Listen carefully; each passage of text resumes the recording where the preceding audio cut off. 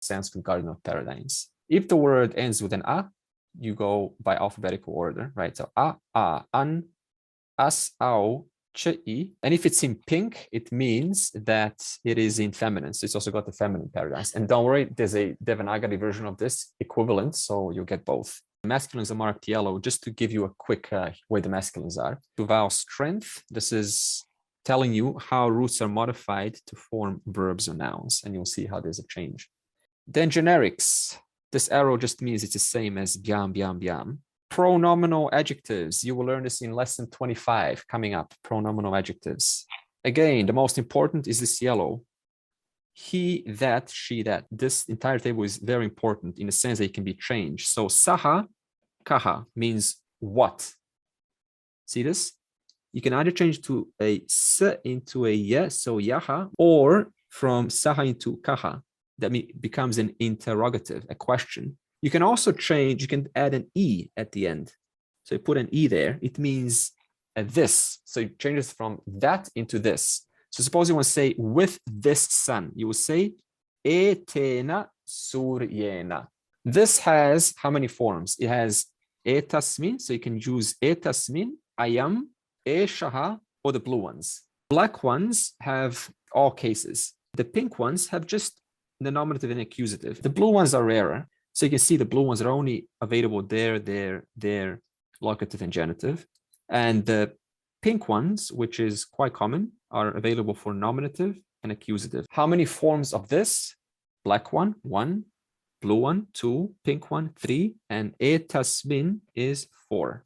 That gives you every single this possibility in the Sanskrit world. 10 classes of verbs. It also tells you how to create them. Guna plus a, and also applies to class 6. When it comes to class 2, then you go guna for single or for dual and plural. So DP means dual and plural. There's no guna over T. You just put the root and then you attach the endings. For example, ad, same thing, and just put ad maha. So same thing as it says there. No guna over T. Class 8, if it's dual or plural, then root plus u. So there is the root, tan plus u. There it is, just what it says there. Passive, book is to be read. Root plus ya plus atmanepada. There is no parasmepada for passive. Imperative, you must go. Firm order. It's negated with ma. That's a little tip there. And then the black ones are, of course, all of the endings. Optative, it's like a suggestion or a gentle order. So you can use optative or imperative, but it's more of a gentle order. It's not like a firm order. Table is divided into present, orange, past, green, and future. How to decline numbers. Suppose you want to say one man. You say ekaha naraha, ekam palam, eka sena.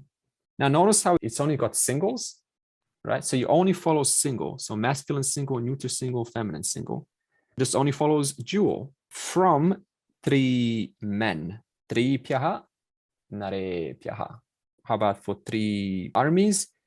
Tisr byaha, sena pyaha. Same thing with chatur, same thing with pancha. Pancha only follows one single for masculine, neuter, and feminine. So after 5, it is applicable to all of them. Yes, 5, 6, 8. How would we say, this is 14. How would say 14 men?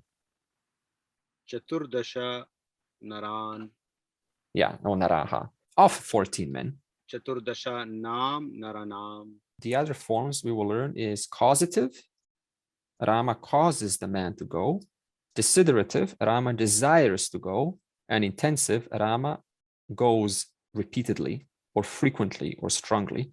So the whole Sanskrit world in 5 sheets, and this will be available for download. Print it out, staple it, and every morning when you wake up, just learn one paradigm, go through it, see the commonalities, and you can master the language quite quickly using this.